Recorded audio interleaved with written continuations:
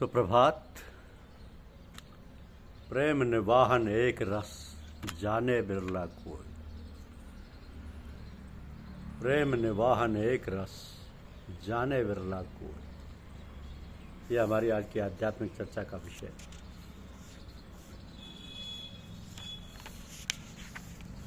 भगवान बुद्ध अपने किसान भक्त की प्रार्थना स्वीकार कर उसके गांव पहुंचे।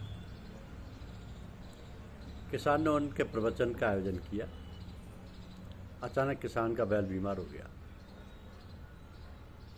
किसान ये जानता था कि यदि बैल को तुरंत चिकित्सक को नहीं दिखाया गया तो उसके प्राण नहीं बचाए जा सकते।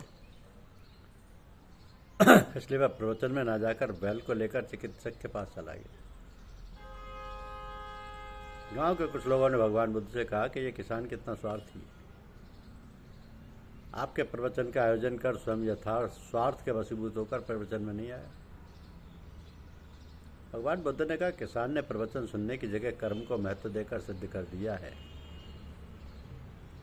कि वो मेरी शिक्षा ठीक ढंग से समझ गया है। मेरे प्रवचन का सार यही है कि विवेक से काम लो। कौन सा कार्य पहले किया जाना जरूरी है। यदि किसान बीमार बैल को छोड़कर प्रवचन में आ जाता और बैल बिना दवा के मर जाता तो मेरा प्रवचन देना व्यर्थ हो जाता। इस बात को सुनकर सभी की आंखें खुल गई। साधना तो इसलिए की जाती है कि सुख और शांति पैदा हो। अब साधना का लक्ष्य यह है कि हमारा जीवन शांति में, आनंद में व प्रेम में बने।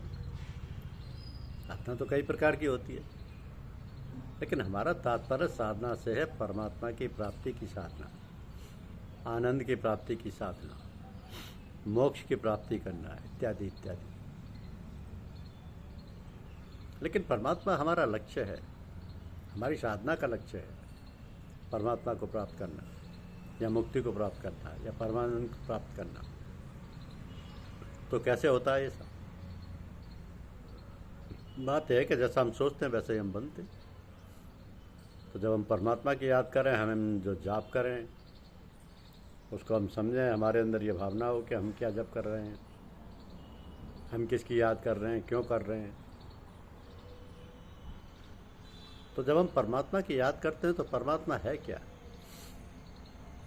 परमात्मा आनंद स्वरूप है, प्रेम स्वरूप है, शांति स्वरूप है, सर्वगुण संपन्न है, सर्वव्यापी है, सर्वांतर्यामी है। ऐसे परमात्मा की जब हम याद करेंगे तो कोई सच्चे दिल से याद करेगा, जिसकी साधना ठीक प्रकार से चलेगी, तो उसके अंदर ये सब गुण आने चाहिए, उसके अंदर शांति होनी चाहिए, उसके अंदर आनंद आना चाहिए। उसके पास बैठने से हमको शांति प्राप्त हो, हमको आनंद प्राप्त हो, हमारी सारी वासनाएं दूर हो जाएं जब तक उनके पास बैठें। तो ये बड़ी आसान बात है। ये मालूम होना कि कोई आदमी कपटी है, छल कपट से पूजा पाठ करता है या सच्चे दिल से साधना करता है, ये सब बातें अपने मन को टटोल कर देखिए कि आपकी साधना किस प्रकार से चल रही है। ठीक प्रकार से चल रही है, गलत चल रही है, उससे आपका फायदा हो रहा है कि नहीं हो रहा है। ये हम कुछ करते नहीं। हम लोग जो पूजा पाठ की खाली ढोंग करते हैं, वास्तव में पूजा बहुत कम लोग करते हैं। चाहिए तो है कि पूजा करने के बाद जब शाम को आप सोएं, सारे कामों से फुर्सत पाकर तब आप अपना अध्ययन कीजिए, स्वाध्याय कीजिए कि हमने दिन में क्या क्या कार्य किए, कौन से ऐसे कार्य किए जो हमको करने चाहिए थे। तो ऐसे कार्यों के लिए भगवान से क्षमा मांगें जो हमने गलत कार्य किए। ये प्रार्थना करें कि हमको ऐसी बुद्धि दो, ऐसी शक्ति दो कि भविष्य में ऐसे कर्म ना करें, और जो अच्छे कार्य किए उनके लिए भगवान का धन्यवाद करें कि सब आपकी कृपा से हुई। लोग अक्सर पूछा करते हैं कि हम क्या करें। पूजा का सबसे सरल उपाय यह है कि अपने सारे कर्म, अपनी सारी धन दौलत, लड़के बच्चे, घर गृहस्थी, नौकरी चाकरी सब भगवान का समझ के भगवान के लिए किए जाएं। ये कहना तो सहज है, लेकिन सच्चा जी कहा करते थे ना कि झुट्टल खेले सच्चल होए, सच्चल खेले बिरला कोई। तो ऐसी भावना बनाते बनाते एक दिन ऐसा आएगा कि हमारे अंदर सच्ची भावना पैदा हो जाएगी और हम सच्चे बन जाएंगे, सच्चे भक्त बन जाएंगे। सच्चे ज्ञानी बन जाएंगे, सच्चे इंसान बन जाएंगे। भगवान के जितने सारे गुण हैं हमारे अंदर आ जाएंगे। लेकिन हमारी साधना सच्ची हो, प्रेम पूर्वक हो, सतत हो, निरंतर हो, लगातार हो। ये नहीं कि कुछ दिन किया फिर बंद कर दिया और चुप लगा गए। लगातार हो, प्रेम पूर्वक हो और किसी महात्मा के सानिध्य में हो। इसलिए गुरु किया जाता है कि उसके संरक्षण संरक्षण में, उसकी देख रेख में, उसकी आज्ञा अनुसार, उसके कहे अनुसार हम सब काम करें। तो ये कोई कठिन बात नहीं है, लेकिन लोग बहुत कम करते हैं, कहते बहुत ज़्यादा। तो ये हम सब लोगों के नित्य प्रति, कभी कभी नहीं, नित्य प्रति रोज सोते वक्त अपना स्वाध्याय करना चाहिए। किताबों का नहीं, अपना स्वाध्याय कि हमने क्या क्या काम किए, क्या नहीं करना चाहिए था और क्यों करना चाहिए था, वो सब भगवान को समर्पित कर दें। कहा है ना कि पूजा जप तप नेम व्रत सब सब ही से होए, प्रेम निवाहन एक रस जाने बिरला को।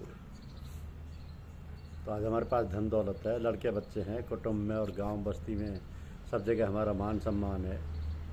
हम भगवान को खूब धन्यवाद करते हैं, बड़ी दया कृपा है आपकी। लेकिन जरा कहीं झटका लग गया, कहीं कोई बीमारी आ गई, कोई डियर मर गया, तो भगवान को हम गाली देते हैं। कहते हैं हमने क्या बिगाड़ा था तुम्हारा, हमारा लड़का छीन लिया, हमारा पति छीन लिया, हमारी बीवी छीन ली, हमारे यहाँ चोरी करवा दी। ये प्रेम है? प्रेम का मतलब तो ये है कि चाहे कोई नुकसान हो चाहे कोई लाभ हो, हमारे वक्त भगवान का धन्यवाद करते रहे। भगवान जो करता है हमारे कल्याण के लिए करता है। हम नहीं जानते हमारा कल्याण किसमें, ना हम ये जानते हैं कि हमारा कल्याण किसमें। तो भगवान तो जानता है, वो तो सर्वशक्तिमान है, सर्वज्ञ है। वो जो कुछ करता है, जिन परिस्थितियों में रख रहा है, जो परिस्थितियां हमारे सामने आती हैं, उनको भगवान की दया कृपा समझ के उनको ग्रहण करना चाहिए और उसमें अपने को प्रसन्न रखने का मन बनाना चाहिए। तो कितनी साधारण पूजा है, कैसी सरल पूजा है, कैसी सरल चिकित्सा है मन को शुद्ध करने के लिए, हृदय को शुद्ध और साफ बनाने के लिए। मगर हम करते कहाँ हैं? जो लोग अब पूजा में इकट्ठे होते हैं बड़ा आनंद लेते हैं, खूब बढ़िया खाने को मिलता है, अच्छे अच्छे गाने व अच्छे अच्छे प्रवचन सुनने को मिलते हैं, और जब यहाँ से जाते हैं सब भूल जाते हैं, सब भूल जाते हैं। कहते हैं हमारा तो तन मन भी अशुद्ध है, तन भी बीमारी से ग्रसित है। तो गुरुजनों के लिए प्रार्थना करें कि भगवान दया कृपा करें। गुरुजनों से प्रार्थना कीजिए कि हमारा मन शुद्ध हो, पवित्र हो, हमारे मन के अंदर भक्ति आए, ज्ञान पैदा हो, हमारे अंदर जो अशुद्धता है, जो बीमारियां, वो सब दूर हों, और हम गुरुदेव की याद में सर्वत्र लगे रहें। अपने पवित्र स्वच्छ साफ मन से जो कुछ भी करते हैं ईश्वर को समर्पित करते रहें और गुरुदेव का ध्यान करते रहें। धन्यवाद। वीडियो को लाइक और सब्सक्राइब अवश्य कीजिए। शुक्रिया।